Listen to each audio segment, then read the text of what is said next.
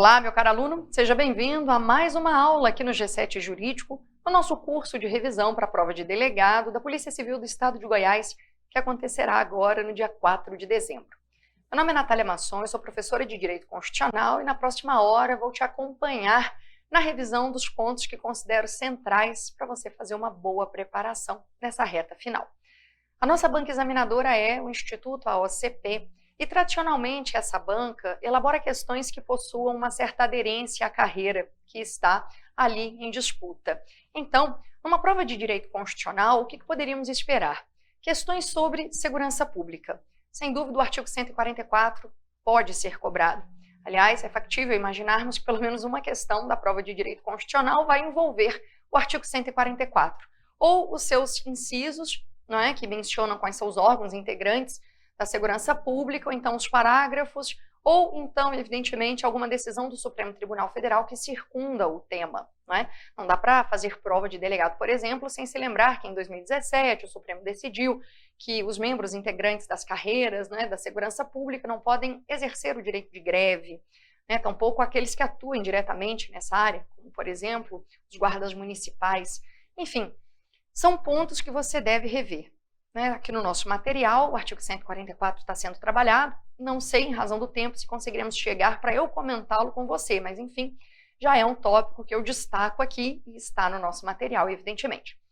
Outro assunto que eu penso ser interessante.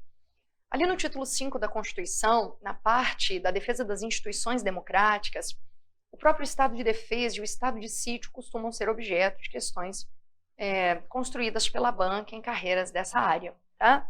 Também chamaria atenção para os incisos do artigo 5º que tratam dos direitos do preso, tá bem? Então, são esses os 3 pontos que eu queria lhe apresentar como sendo importantes, se você quiser adicionar um estudo ao que eu vou comentar aqui na aula de hoje. E é claro que todos os tópicos que serão mencionados aqui são objeto de questões por parte da nossa banca, inclusive você pode verificar isso ao final da aula, resolvendo as 35 questões da OCP que eu elenquei aqui no final desse material. Ele até ficou um pouco extenso por causa disso. Ao final, você tem 35 questões da OCP bem selecionadas para você treinar esses temas que a gente espera que apareçam na sua prova do domingo 4 de dezembro. Combinado? Bom, enfim, vamos lá, sem mais delongas. O primeiro tema que eu trago aqui para a nossa conversa envolve a organização político-administrativa do nosso Estado. Existem 3 escolhas centrais que precisam ser feitas para podermos iniciar o desenho, o contorno de um Estado. É preciso definir qual é a forma de governo, qual é a forma de Estado e qual é o sistema de governo. Essas 3 escolhas são muito importantes. A nossa forma de Estado é a federada, não se esqueça disso, a nossa forma de governo é a republicana e o nosso sistema de governo é o presidencialista. Então, essas são as 3 escolhas que fizemos na Constituição de 88. Nunca é demais lembrarmos que a nossa primeira Constituição histórica, que é aquela de 1824, é chamada de Constituição Histórica porque fundou o nosso Estado Nacional. Adotava como forma de Estado a unitária, como forma de governo a monárquica, tá bem? Não se esqueça disso. Aliás, quando o poder constituinte originário, que é o poder que elabora a Constituição, quando ele atua pela primeira vez no Estado, criando o que chamamos de primeira Constituição Histórica, que no nosso caso foi a de 1824, o poder constituinte originário é chamado de poder constituinte originário fundacional ou histórico. Se por um acaso outros momentos constituintes surgem e o poder originário é novamente acionado, o que aconteceu, por exemplo, em múltiplas oportunidades na nossa história constitucional, o poder constituinte originário que se manifesta nessas ocasiões sucessivas é chamado de pós-fundacional ou revolucionário. Claro que é possível que o poder originário se manifeste uma única vez no país. Os Estados Unidos da América, até hoje, possuem a Constituição de 1787, que, aliás, é a primeira Constituição escrita da história, não é? Bom, então, somos uma federação, somos uma república e somos presidencialistas. Falando um pouco sobre a federação. Primeiro, uma característica essencial na federação é reconhecermos que o vínculo que une as entidades federadas é um vínculo indissolúvel, um vínculo, portanto, que não pode ser desfeito. Isso significa que para as entidades federadas não existe direito de secessão, direito de separação. Não pode um Estado-membro pretender abandonar a nossa federação e instituir um novo Estado nacional soberano. Qualquer movimento separatista desse tipo seria fortemente coibido via processo interventivo. Leia o artigo 34, inciso 1º, que nos mostra que a regra é a não intervenção. A União não intervirá nos estados nem no Distrito Federal, exceto, por exemplo, para garantir a integridade, para manter a integridade nacional, que estaria ameaçada diante de um movimento separatista, não é? Então, a República Federativa do Brasil é formada por uma união entre entidades federadas que é uma união indissolúvel. E mais, a forma federativa de Estado é cláusula pétrea, o que significa que essa opção feita pelo Constituinte não pode ser suprimida, retirada da Constituição por meio do trabalho do poder reformador. Tá? Forma federada de Estado pode ser objeto de emenda constitucional? Sim, se a emenda não for restritiva ou abolitiva. Pense, por exemplo, na emenda constitucional 69 do ano de 2012. Essa emenda constitucional pegou uma competência que pertencia à União e entregou para o Distrito Federal, que é a atribuição para organizar e manter a Defensoria Pública do DF. Quer dizer, a emenda tratou da forma federativa, mas sem abolir ou suprimir, por isso ela é válida. Tá? Agora, numa federação, a soberania é um atributo exclusivo do Estado Federal, que no nosso caso é a República Federativa do Brasil. As entidades federadas, que são fruto dessa descentralização no exercício do poder político, são tão somente dotadas de autonomia. Quais são as entidades federadas dotadas de autonomia? União, Estados, Distrito Federal e municípios são todos autônomos entre si, ou seja, não existe hierarquia entre eles. Agora, cuidado, por quê? Soberania, que é a qualidade de autodeterminação plena do poder, um poder que vai ser exercido sem condicionamentos, né, de ordem interna ou externa. A soberania é atributo da República Federativa do Brasil, a autonomia pertence aos entes federados. Bom, ter autonomia significa o quê? Exercer o que chamamos de tríplice capacidade. É ter autogoverno, autoadministração e autoorganização. Autogoverno, a capacidade que a entidade tem de escolher e eleger seus próprios representantes. Autoadministração, prestar seus próprios serviços públicos, né? Na verdade, ter a gestão daquela entidade. E autogoverno é a edição do seu documento normativo superior. Então, estados possuem constituições estaduais. O DF possui lei orgânica distrital, cada município possui a sua lei orgânica. Tá? Um detalhe importante, o Distrito Federal tem lei orgânica, mas, apesar do nome, ela é equiparada a uma Constituição estadual, ela tem o mesmo status. Tá? E não se esqueça que tanto as constituições estaduais quanto a lei orgânica do Distrito Federal foram elaboradas pelo chamado poder decorrente. O poder derivado decorrente ele é criado pelo poder originário e a função dele justamente é essa, recriar os documentos constitucionais estaduais, e no nosso caso, a Constituição do DF, que é a lei orgânica que o DF possui. Detalhe, a nossa federação é a única no mundo que levou a descentralização até o plano local e alçou os municípios à condição de entes federados. Município é ente federado, é dotado de autonomia e ninguém pode ter dúvidas quanto a isso. Agora, é uma particularidade da nossa federação, porque existem aproximadamente 3 dezenas de federações no mundo e nenhuma outra desceu a descentralização ao nível local. Tá? Pois bem, então, os municípios eles representam uma dificuldade para nós no trato da matéria, porque sequer temos outros estados no mundo para dialogarmos, não é, sobre a posição jurídica dessas entidades.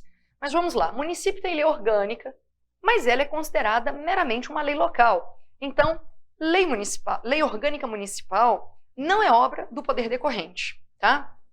Bom, detalhe, toda lei orgânica, pode ser a lei orgânica do DF ou lei orgânica municipal, toda lei orgânica é votada tendo por base o DDD, tá bem?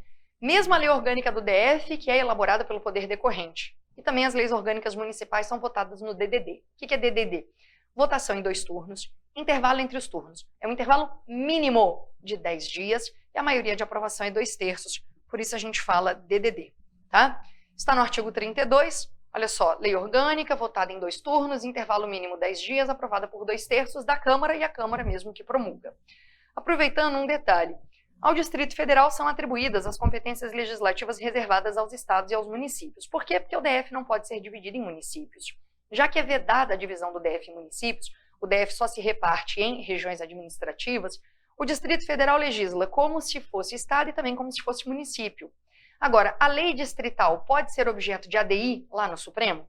Sabendo que o artigo 102.1a determina que a ADI só pode ser utilizada para impugnar leis e outros atos normativos federais ou estaduais, bom, a sua resposta tem que ser a seguinte: se a lei do DF tiver sido elaborada no exercício de competência legislativa de natureza estadual, essa lei do DF se equipara a uma lei estadual, poderia ser impugnada lá no Supremo via ADI. No entanto, se o Distrito Federal estiver exercendo competência legislativa de natureza municipal, essa lei do DF se equipara a uma lei municipal, não caberia ADI para impugná-la no STF. Tem até enunciado de súmula, que é o 642, dispondo sobre este assunto. Tá? Agora, se não caberia ADI para impugnar essa lei no Supremo Tribunal Federal, eu poderia fazer uso de qual ação? Da ADPF. A ADPF tem seu objeto regido pelo princípio da subsidiariedade, artigo 4º, parágrafo 1º da Lei 9882 do ano de 99.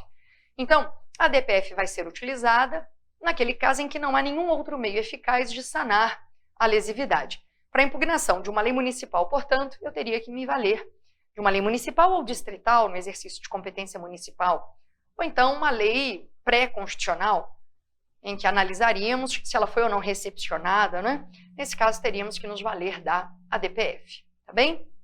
Bom, seguindo, nossa capital federal é Brasília. Territórios federais não existem hoje, a Constituição de 88 extinguiu os últimos.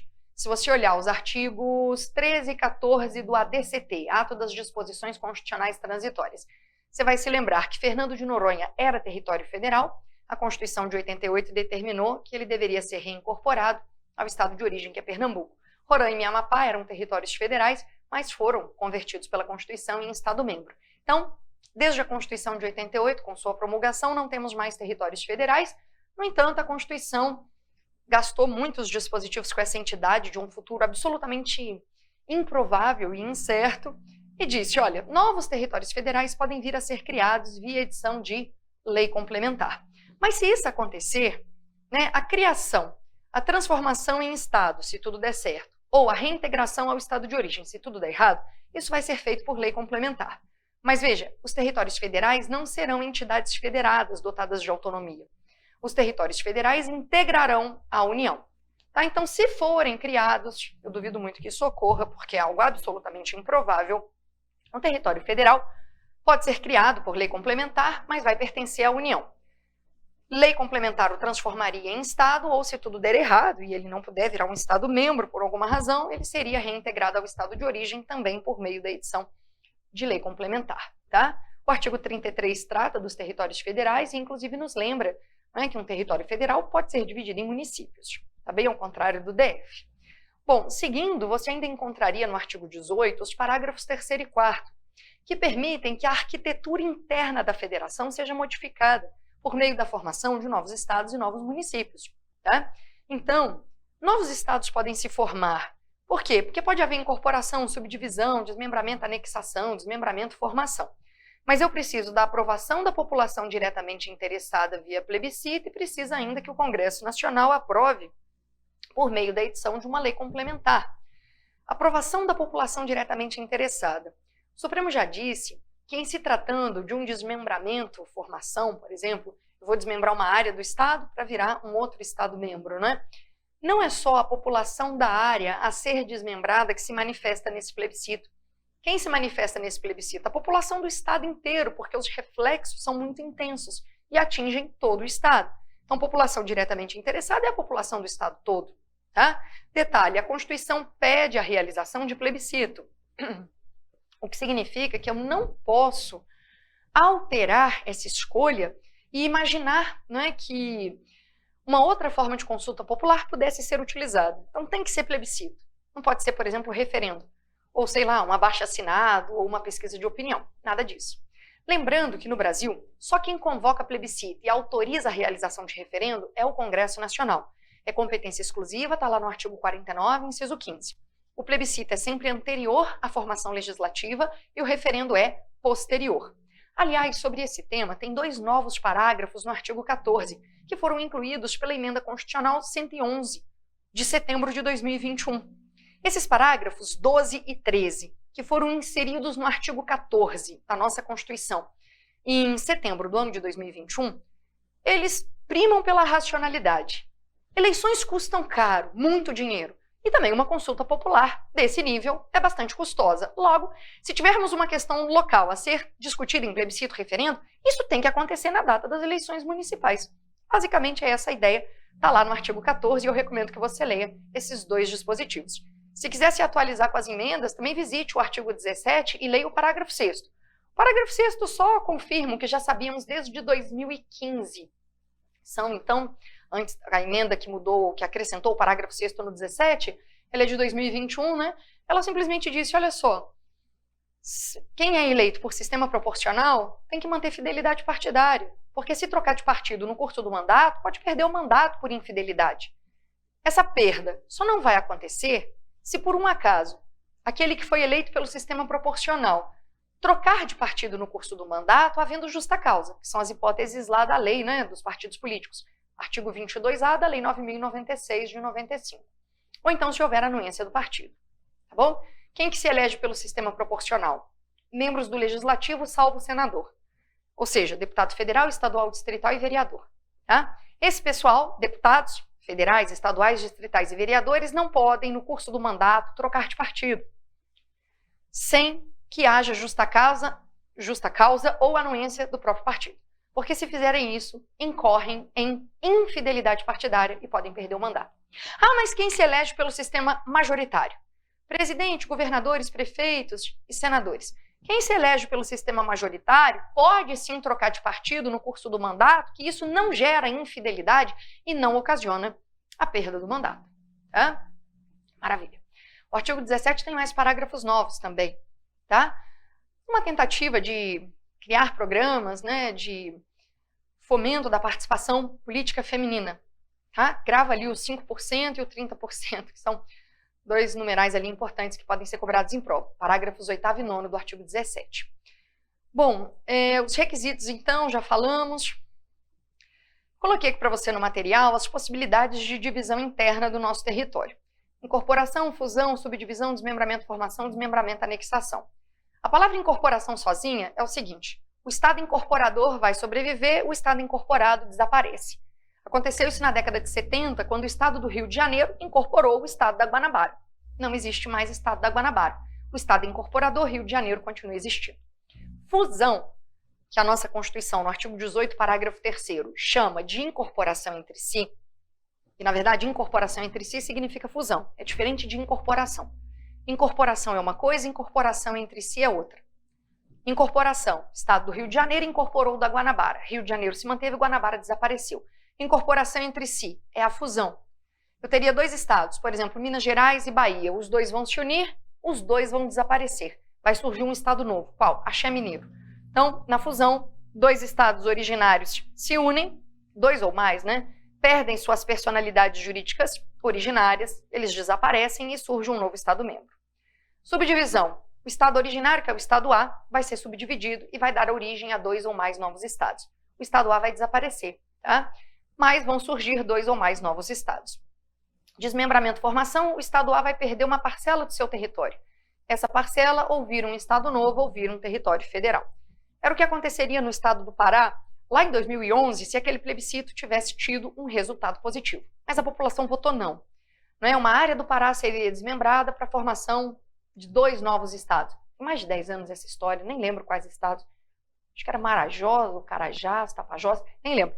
O que eu sei é que a população disse não no plebiscito, né? Mas se tivesse aprovado o estado do Pará, teria perdido uma porção territorial. Hoje, o estado do Pará seria o menor estado da federação. Aliás, Tocantins foi criado assim, é bom lembrar, né? Artigo 13 do ADCT. Aliás, é a segunda vez que eu falo do ADCT e não aproveito a oportunidade para fazer menção a um tópico aqui. Preste atenção. Do ponto de vista estrutural, a nossa Constituição tem 3 partes. Preâmbulo, parte dogmática ou permanente, do artigo 1º ao 250, e o ADCT, que começa de novo no artigo 1º. O Supremo já decidiu, ADI 2076. Preâmbulo não é norma jurídica, não é norma constitucional, não precisa ser repetido nas constituições estaduais, não é parâmetro para a realização do controle de constitucionalidade. As normas constitucionais, então, estão na parte dogmática permanente e no ADCT. A grande diferença é que as normas do ADCT elas têm caráter transitório, um dia o ADCT vai passar. Um dia o ADCT será uma mera lembrança, uma reminiscência histórica.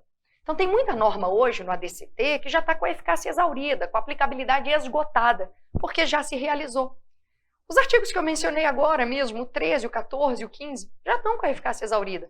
O artigo 2º, que previu que lá em 93 teríamos um plebiscito para decidir se manteríamos a forma de governo republicano e o sistema presidencialista, e votamos pelo continuismo, né? Aquilo também está com a aplicabilidade esgotada. O artigo 3º, que previu aquela revisão, fizemos 6 emendas revisionais. Acabou a revisão constitucional. Está com a eficácia exaurida também, tá? Mas no ADCT temos normas constitucionais de mesma importância e status hierárquico que aquelas que estão na parte permanente. A diferença é que as normas do ADCT passam, porque tem caráter transitório. Faltou falarmos do desmembramento-anexação. O desmembramento-anexação é interessante porque nenhum estado originário desaparece, nenhum estado novo surge, né? Mas eu tenho o seguinte, uma parcela desse estado é desmembrada e vai para outro. Ou seja, nesse desmembramento-anexação, um estado tem perda territorial e outro tem ganho. Mas nenhum estado originário desaparece, nenhum estado novo surge, tá? Lembrando que o artigo 18, parágrafo 4º, permite a criação também de novos municípios. Acontece que desde a emenda constitucional, número 15 do ano de 96, foi adicionado um requisito aqui para que esse processo seja desenhado. O requisito é que tudo aconteça dentro do período determinado por uma lei complementar federal. A questão é que essa lei complementar federal não foi editada até agora, e esse dispositivo tem eficácia limitada. Ter eficácia limitada significa depender e precisar de um complemento legislativo posterior para produzir todos os efeitos essenciais. Então, sendo norma de eficácia limitada, esse dispositivo produz algum efeito, claro, mínimo, reduzido, que a aplicabilidade é imediata, limitada, reduzida, indireta, né? Mas estamos esperando todos até agora que o Congresso Nacional edite uma lei complementando esse dispositivo para que, então, a criação de novos municípios possa se desenhar, tá? Estamos aguardando, mas é nitidamente uma norma constitucional de eficácia limitada. Nessa classificação do professor José Afonso da Silva, norma de eficácia plena, contida e limitada, a contida é a que mais cai em prova. Então, nessa revisão, eu queria te pedir para ler 2 incisos do artigo 5º que tem eficácia contida. O 5º inciso 13, que trata da liberdade profissional, e o 5º inciso 58, que trata da identificação criminal. O 5º 13 disse: é livre o exercício de qualquer trabalho, ofício ou profissão, vírgula, atendidas as qualificações profissionais estabelecidas em lei. É nitidamente uma norma de eficácia contida. Por quê? Tem aplicabilidade direta e imediata, mas possivelmente não integral, já que a Constituição determina que qualquer um pode exercer livremente qualquer trabalho, ofício ou profissão, vírgula, atendidas as qualificações profissionais que eventualmente venham a ser estabelecidas em lei, o que significa que pode o legislador editar uma lei determinando que para o exercício da profissão X, tais qualificações profissionais devam ser cumpridas. Você quer ser médico? Tá bom, cumpra a legislação, porque tem lei dizendo qual é o caminho para você se tornar médico. Você não pode acordar amanhã e dizer, bom, então hoje eu vou começar a exercer esse trabalho. Agora, tem um monte de profissão que não está regulamentada e, portanto, representam ofícios, trabalhos que podem ser exercidos por qualquer pessoa. Você quer acordar amanhã e falar, agora eu sou um influencer? Desculpe. Você quer acordar amanhã e dizer, agora eu sou um influencer na internet? Pode ser, uai. Tudo bem, não tem regulamentação, você pode exercer esse trabalho se você desejar. Entendeu? Então, é norma tipicamente de eficácia contida. Artigo 5º, inciso 13. Outro, 58. Como é que é a redação desse dispositivo? O civilmente identificado não será submetido à identificação criminal, vírgula, salvo nas hipóteses descritas em lei. Quer dizer, eu como civilmente identificada, que eu estou portando um documento de identificação civil, que é válido em todo o território nacional, eu sou civilmente identificada, eu não vou ser submetida à identificação criminal. Esse é o meu direito. Salvo nas hipóteses previstas em lei, significa uma eventual lei que trate da identificação criminal, pode ser editada, já foi, né? Acho que é a 12.037. E essa lei diz em quais cenários uma pessoa, mesmo estando civilmente identificada, pode ser submetida à identificação criminal, né? Aí, nesses casos, a lei, ela restringe o exercício do direito. Tá bem? Bom, enfim, falamos um pouquinho de aplicabilidade. Agora sobre a repartição constitucional de competências. O princípio da preponderância dos interesses, ele orienta a Constituição E veja, não é o princípio da exclusividade, é o princípio da preponderância dos interesses, de forma que a Constituição organize a questão da seguinte forma: olha, se a matéria tem interesse nacional, é melhor entregar a atribuição para a União. Por exemplo, você visita o artigo 21, lá está escrito, emitir moeda. É claro que isso tem interesse nacional. Ou eu vou passar essa competência material para o município. O município é que vai emitir moeda. Entende? Emitir moeda, declarar guerra, celebrar paz, permitir que forças estrangeiras transitem em território nacional ou nele permaneçam temporariamente. É claro que isso tudo tem relação com o interesse nacional, tem que ser competência da União mesmo, não é? Por outro lado, existem matérias que são de interesse regional, quase nada, né? Enfim, o Estado pode pouquíssima coisa na nossa federação, e municípios ficam com aquelas matérias de interesse local. E o DF tem competência cumulativa, né?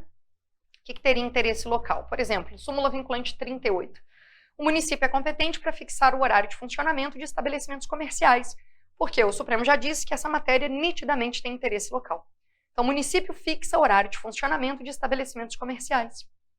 Ah, cuidado, se for horário de funcionamento do banco para fins de atendimento ao público, né, agência bancária, tem um enunciado de súmula do STJ, que é o número 2, que diz que isso trata do sistema financeiro nacional, por isso a competência é da União. Então, fixação de horário de funcionamento de estabelecimentos comerciais, município. Fixação de horário das agências bancárias para fins de atendimento ao público, União. Mas cuidado, normas que envolvam conforto e segurança dos usuários dos serviços bancários são normas que envolvem questões locais. Então, se vai ter porta eletrônica, câmera de segurança, cadeiras, sanitários, bebedouros, tempo máximo de espera na fila do banco, tudo isso quem define? O município, tá? Que são matérias de interesse local, segundo já decidiu o Supremo Tribunal Federal. Aliás, os municípios podem editar as chamadas leis das filas, né? A lei das filas, ela determina tempo máximo de espera na fila do banco, tempo máximo de espera na fila de uma lotérica, de um supermercado ou estabelecimento similar. O município pode fazer isso. Desculpa, eu que apertei um comando errado aqui, viu? Então, o município pode editar essas leis de tempo máximo de espera na fila. Agora, sobre supermercado, tem uma lei interessante, né? Tem uma decisão. Tempo máximo de espera na fila do supermercado. O município pode ter lei determinando isso. Agora, o município não pode editar uma lei obrigando o supermercado a prestar o serviço de empacotamento e embalagem dos itens comprados pelo consumidor, porque isso viola o princípio da livre iniciativa. Tá? Porque teve município falando, o tempo máximo de espera na fila tem que ser respeitado. Então, para isso, eu vou editar uma lei obrigando o supermercado a prestar esse serviço de empacotamento dos itens, para ser mais rápido. O Supremo falou, pode parar, isso viola o princípio da livre iniciativa, que é um princípio geral da ordem econômica, lá do artigo 170. Tá bem? Bom, as competências da União caem muito mais que as outras, né? E aí eu te chamo aqui para falarmos um pouco das legislativas privativas, do artigo 22. Acho que a primeira coisa a dizer sobre o artigo 22 é o seguinte: esse dispositivo enuncia competências legislativas privativas da União. A União legisla sobre os temas que estão ali, tá? Mas detalhe, o parágrafo único desse dispositivo permite que, se a União quiser, é algo facultativo, que a União pode editar uma lei complementar autorizando os estados e o DF a legislarem sobre questões específicas dos temas que estão elencados ali.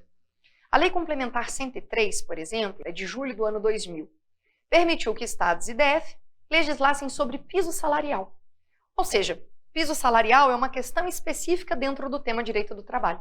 A União editou uma lei complementar autorizando que os estados fizessem isso. Então, os temas que estão no 22 podem ser objeto de lei por parte dos estados, do DF, desde que a União queira. Aí a União tem que cumprir 3 requisitos. Tem que editar uma lei complementar autorizando, é o requisito formal. Tem que autorizar todos os estados e o DF da mesma forma. A Constituição anterior permitia que a União escolhesse. Vou delegar só para o estado X. Não, isonomia federativa, princípio implícito, né? E o outro requisito que é material é o seguinte: a União não pode delegar a competência toda, só a competência para os estados e DF legislarem sobre questões específicas.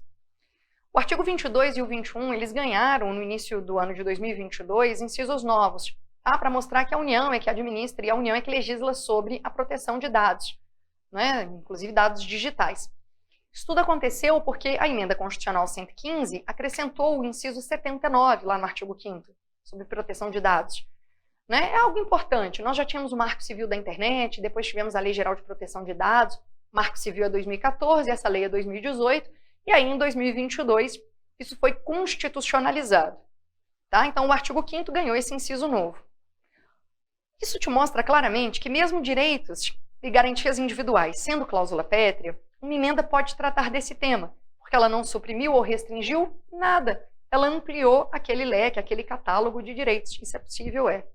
Tá? Então, os artigos 21 e 22 ganharam esses novos incisos também para dizer que a União é que trata do tema, o que é meio evidente, porque dados digitais, eles extrapolam, né, limites geográficos. Então, tem que ter um tratamento jurídico homogêneo, nacional, para esse assunto. A competência tinha que ser mesmo da União, tá? Bom, os incisos mais importantes do artigo 22, você tem que ter decorado.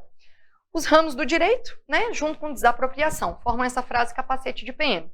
Então, C de civil, C de comercial, A de agrário, A de aeronáutico, P de penal, depois o outro P de processual, E de eleitoral, T de trabalho, capacete é instrumento de trabalho, né, para algumas profissões, então lembra disso.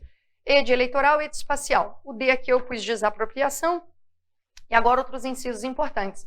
A União que legisla sobre comércio exterior e interestadual, trânsito e transporte, organização judiciária do MP, do DF Territórios e Defensoria Pública só dos territórios, que agora o DF organiza e mantém sua própria Defensoria Pública, sistema de consórcio e sorteios, e veja, eu já tinha colocado aqui proteção e tratamento de dados pessoais para te lembrar, né? Bom, cuidado com esses temas em comparação com o artigo 24, incisos 1 e 2. O artigo 24 enuncia temas que são de competência legislativa concorrente, concorrente entre União, Estados e DF. Municípios não possuem competência legislativa concorrente. Tá? Quem possui competência legislativa concorrente, União, Estados e DF. Daqui a pouco eu falo um pouco mais sobre o papel dos municípios. Aqui, por enquanto, é só você lembrar que o município não tem competência legislativa concorrente, é só União, DF e Estados. Tá bem? Aí os incisos 1 e 2 formam aquela frase pulfeto, né, para você gravar penitenciário, urbanístico, financeiro, econômico, tributário e orçamentário. Tá bem? Os ramos que envolvem dinheiro estão aqui, ó, financeiro, econômico, tributário e orçamentário. Tá bem? E também, né, penitenciário e urbanístico. Tá? Agora, existem alguns incisos que fazem confusão, né, entre o 22 e o 24. Tem essa tabela aqui no material para você dar uma olhada. Então, por exemplo, penal 22, privativa da União, penitenciário 24, concorrente. Percebeu? Direito comercial está no 22, juntas comerciais no 24. Direito processual está no 22, mas procedimentos em matéria processual está no 24. Educação, diretrizes e bases da educação nacional no 22, educação no 24. Seguridade social no 22, previdência no 24, né? E aí, falando um pouco mais do 24, isso aqui cai bastante em prova, vai ser uma questão interessante. Olha só, quando a gente fala de competência legislativa concorrente, é importante lembrar que a União estabelece as normas gerais e os estados e o DF vão complementar, suplementar a legislação federal no que couber para poderem atender às suas particularidades. Então, a União edita as normas gerais, estados e DF vão exercer a atribuição de natureza suplementar. Vão complementar a legislação federal. Esse é o cenário ideal. Mas veja, e se a União preguiçosamente não elaborar essa norma geral? Aí, nesse caso, como é que os estados e o DF vão atuar, né, se não tem uma norma geral para eles poderem complementar? Aí, nesse caso, a Constituição diz assim: se a União não fizer a norma geral, os estados poderão exercer competência legislativa plena, ou seja, poderão legislar sobre o assunto, porque eles não precisam ficar inertes também, esperando que a União resolva vencer essa preguiça legislativa. Tá? Então, eles vão legislar de forma plena. Agora, o que pode acontecer é, posteriormente, a União resolver editar sua norma geral sobre o tema. Aí a Constituição fala, olha, se depois a União resolver editar suas normas gerais, a sua norma geral sobre o tema, né, desculpe, o que vai acontecer? Eu sempre quis, claro, que a União editasse a norma geral sobre o assunto. Então, a norma geral federal é que vai prevalecer. Se houver alguma contrariedade entre ela e a norma estadual que veio antes, a norma federal vai suspender a norma estadual, onde entre elas houver contrariedade. Agora, perceba que o que vai acontecer é uma suspensão e não uma revogação, pelo princípio do paralelismo das formas. Uma lei federal revogaria uma lei federal anterior. Mas aqui eu tenho uma lei federal posterior diante de uma lei estadual anterior. Então, essa norma federal, ela suspende, não revoga, suspende a eficácia da lei estadual, onde entre elas houver contrariedade, tá? Último detalhe, falando dos municípios aqui para poder encerrar essa parte. Município, apesar de não possuir competência legislativa concorrente, pode legislar sobre os temas que estão no artigo 24. O artigo 30, inciso 2, permite isso. O artigo 30, inciso 2, diz que o município pode, complementar a legislação federal e estadual no que couber. Agora veja, o que o município pode é complementar a legislação prévia. Se por um acaso a União não legislar sobre o tema e também não tiver lei estadual sobre o assunto, o município não pode legislar. Por isso que eu digo, ele não tem competência legislativa concorrente, porque se tivesse, ele faria como o Estado. Não tem lei anterior, ele legisla de forma plena. O Estado tem isso, o DF também. No parágrafo 3º do 24, que é legislar de forma plena. Essa competência a gente chama de suplementar supletiva. Quando a União não edita, os estados podem legislar da mesma forma, de forma plena. Agora, o município já não pode fazer isso. Entende? Interessante, né? Bom, quero mudar de assunto com você agora, falar um pouquinho sobre o Poder Executivo, a parte de responsabilidade e atribuições. O presidente tem algumas imunidades, que vão trazer implicações para a sua responsabilização. Elas estão no artigo 86, são todas de ordem formal. Imunidade material, que é a chamada inviolabilidade, ela só existe para os membros do Legislativo, que são invioláveis civil ou penalmente por quaisquer de suas opiniões, palavras e votos no exercício da função. Tá? Então, membros do Legislativo possuem inviolabilidade, ou seja, imunidade material. Isso significa que eles são, civil e penalmente, invioláveis por palavras, opiniões e votos proferidos no exercício da função. No caso dos vereadores, eles precisam estar na circunscrição do município.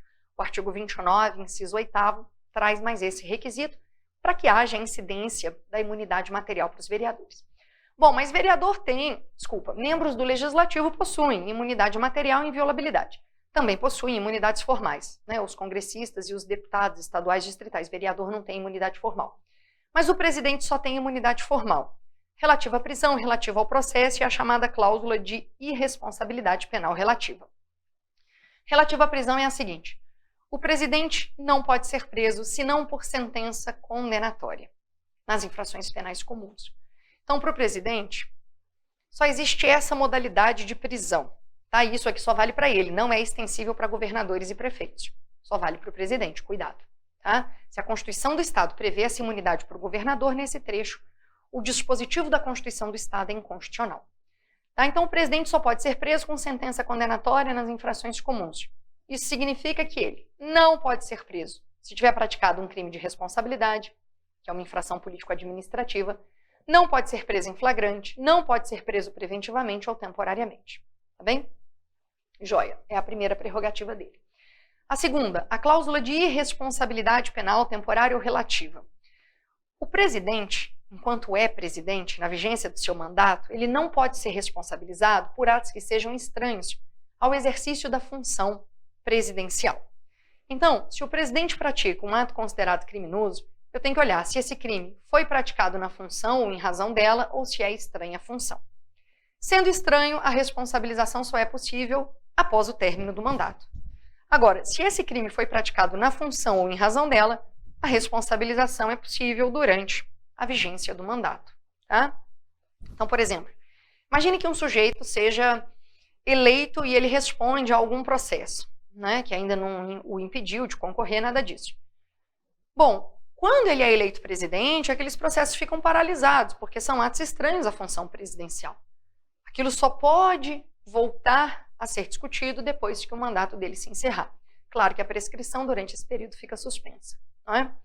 E a última imunidade presidencial é referente à autorização. O presidente só pode ser processado por crime comum no Supremo ou crime de responsabilidade no Senado se antes a Câmara dos Deputados autoriza. Por 2/3 de seus membros, ou seja, dos 513 deputados federais, pelo menos 342 precisam ser favoráveis a essa autorização. Tá?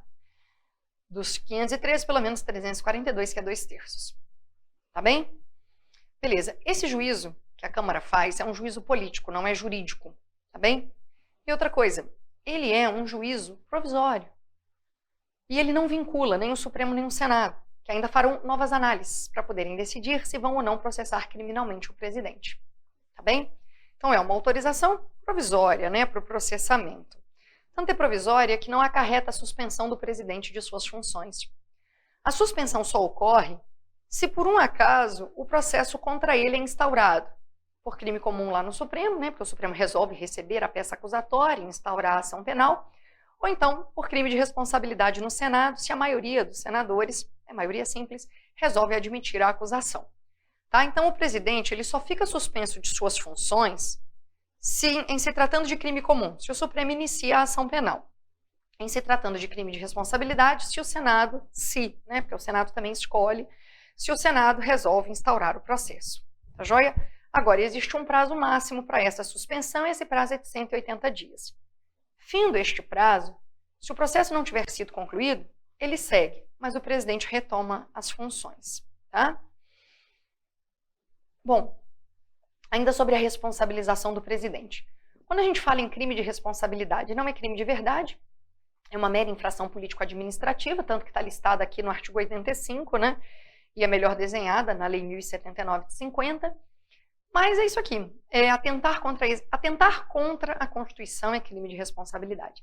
Atentar contra a Constituição, e especialmente contra a existência da União, o livre exercício do Legislativo, do Judiciário, do Ministério Público ou dos poderes das unidades da Federação, atentar contra o exercício de direitos políticos individuais e sociais, atentar contra a segurança interna do país, a probidade na administração, a lei orçamentária, o cumprimento de leis e decisões judiciais. Não é? É isso. E quem legisla sobre o tema? Quem legisla sobre crime de responsabilidade, inclusive estabelecendo normas de processo e julgamento, é a União.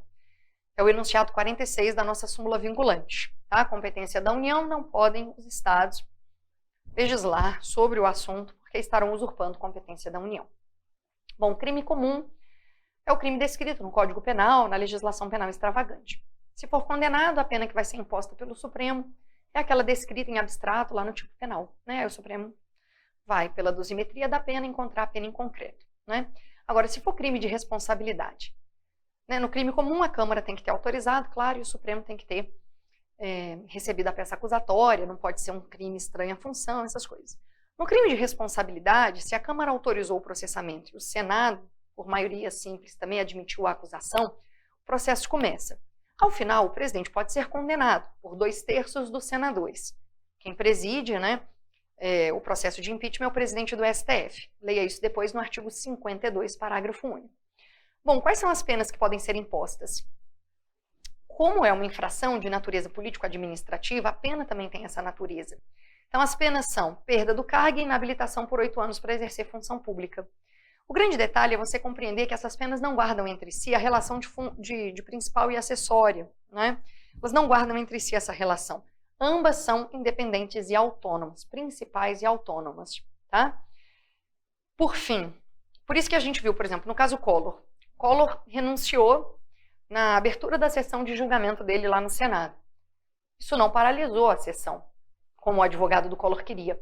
O advogado disse, ora, se ele renunciou, ele já não pode mais receber a pena de perda do cargo. Então, a pena de perda do cargo é a principal, inabilitação é a acessória. A impossibilidade de aplicarmos a pena principal atinge a acessória, enfim, o processo tem que ser extinto. Não concordaram, o processo seguiu e ele, inclusive, foi condenado, né, no processo de impeachment, e a única pena possível foi aplicada, que era a de inabilitação. Isso nos anos 90. Em 2016, em agosto, foi o caso Dilma. Ela foi condenada à pena de perda do cargo, mas foi absolvida da pena de inabilitação. Então, ela não ficou inabilitada. Tanto que, um pouco depois, em 2018, ela disputou a eleição para o Senado em Minas Gerais. Não venceu, mas disputou a eleição. Tá?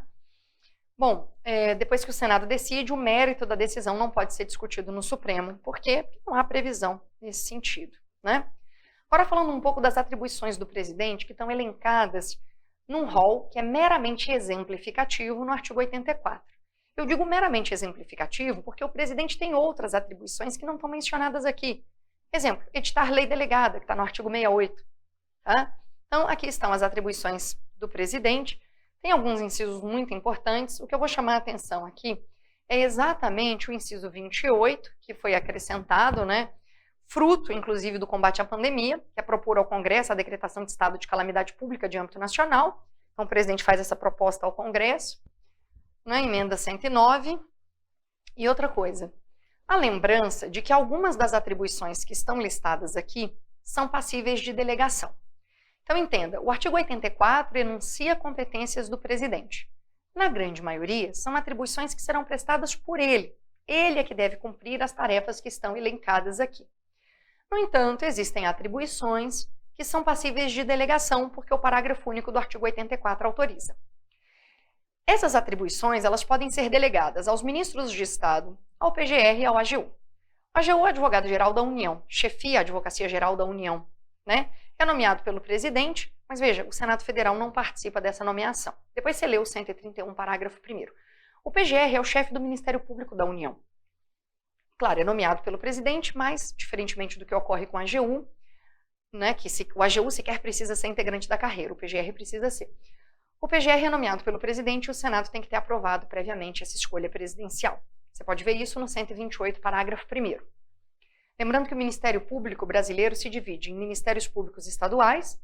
Cada Ministério Público Estadual tem por chefe o Procurador-Geral de Justiça, o PGJ, né, o seu respectivo PGJ, e o Ministério Público da União, que tem por chefe o Procurador-Geral da República. O Ministério Público da União engloba o Ministério Público Federal, o Ministério Público Militar, o Ministério Público do Trabalho e o Ministério Público do Distrito Federal e Territórios, né? Bom, então o presidente poderá delegar as atribuições ao PGR, ao AGU e aos ministros de Estado. Os ministros de Estado são auxiliares do presidente. O artigo 76 nos diz que o poder executivo é exercido pelo presidente. Ou seja, somos presidencialistas porque a chefia de Estado e a chefia de governo estão reunidas no presidente. Então, o artigo 76 diz: o poder executivo é exercido pelo presidente da República. Ou seja, ele é simultaneamente chefe de Estado e chefe de governo, ou seja, somos presidencialistas, né? Então, o artigo 76, o poder executivo é exercido pelo presidente, vírgula, auxiliado pelos ministros de Estado. Então, o ministro de Estado é um mero auxiliar do presidente. O artigo 84, esse aqui que estamos tratando, no inciso 1º menciona que o presidente nomeia e exonera livremente os ministros de Estado. Nomear e exonerar livremente os ministros de Estado significa que o presidente escolhe, respeitados os requisitos constitucionais, e faz a nomeação independentemente do Senado ter que concordar com isso previamente, tá? Então, o presidente nomeia e exonera livremente os ministros. Pode exonerar quando achar que o sujeito não está cumprindo adequadamente a sua missão ali na pasta, tá? Agora, quem que o presidente pode nomear como ministro de Estado? O artigo 87 diz: o sujeito deve ser brasileiro, ter mais de 21 anos e estar no pleno exercício dos direitos políticos. Detalhe: o único ministro de Estado que tem que ser brasileiro nato é o ministro de Estado da Defesa, porque o artigo 12, parágrafo 3º, faz essa exigência. Os demais ministros de Estado, da Economia, da Saúde, da Educação, enfim, os demais ministros de Estado só precisam ser brasileiros, podem ser natos ou naturalizados, devem ter mais de 21 anos e estar no pleno exercício dos direitos políticos. Tá bem? Mas o da Defesa tem que ser brasileiro nato. Está lá no artigo 12, parágrafo 3º. Quais são os cargos privativos de brasileiros natos? Está aqui no material, mas pelo andar da carruagem eu já sei que eu nem vou chegar no próximo tema. Os cargos privativos de brasileiros natos: presidente da República e vice-presidente, presidente da Câmara, presidente do Senado, os 11 ministros do STF, os membros da carreira diplomática, os oficiais das Forças Armadas e o ministro de Estado da Defesa, né? Deputados federais e senadores podem ser natos ou naturalizados. Somente os presidentes dessas casas é que precisam ser natos. Lembrou?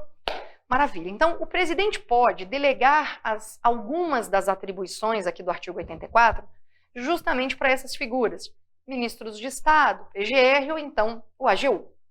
Quais são as atribuições delegáveis? As dos incisos 6, 12 e 25, primeira parte. Que não adianta você saber os números dos incisos, você deve conhecer o que eles trazem, né? Então, o inciso 6º fala: dispor mediante decreto sobre organização e funcionamento da administração federal quando não implicar aumento de despesa nem criação ou extinção de órgãos públicos. Extinção de funções ou cargos públicos se estiverem vagos, né? Depois, conceder indulto e comutar penas com audiência, se necessário, dos órgãos instituídos em lei.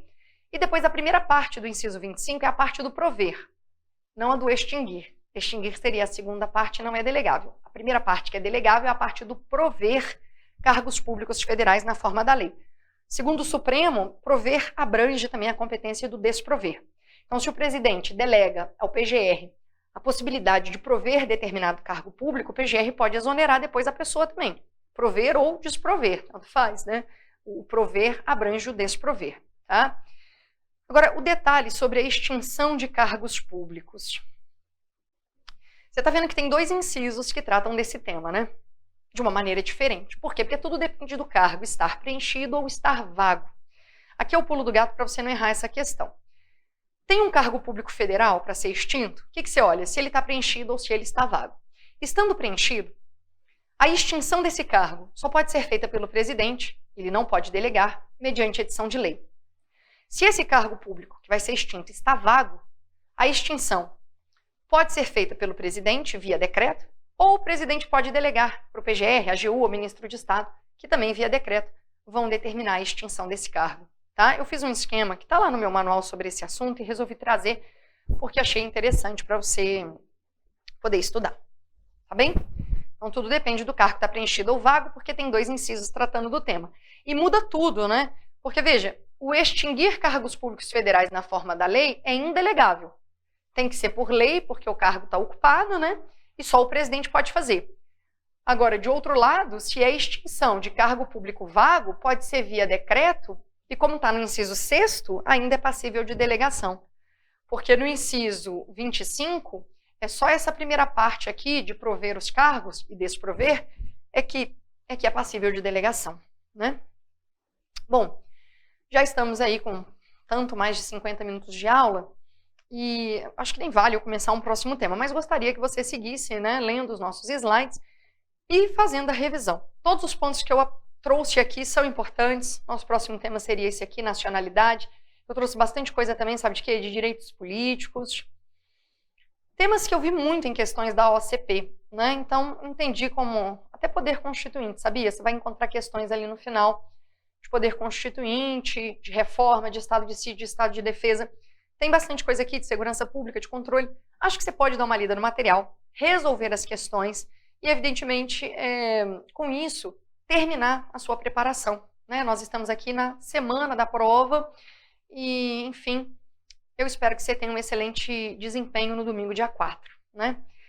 Acho que ter um certo equilíbrio emocional e espiritual nessa reta final de preparação é importante, né? E desejar viver o dia 4, porque tem muito aluno que já fica ansioso e angustiado com o dia da prova, mas é um dia maravilhoso, porque é o dia que vai permitir que você saia da situação em que você está e se torne quem você deseja se tornar, né?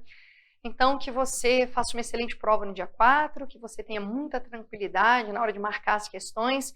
Lembre-se, se a prova estiver muito complexa e muito difícil, ela o é para todos, para uma imensa maioria, porque tem uma parcela de pessoas que estão inscritas que não vão comparecer, ou que vão comparecer, mas não sabem nada de nada, e não se prepararam adequadamente, não fizeram curso, não estudaram.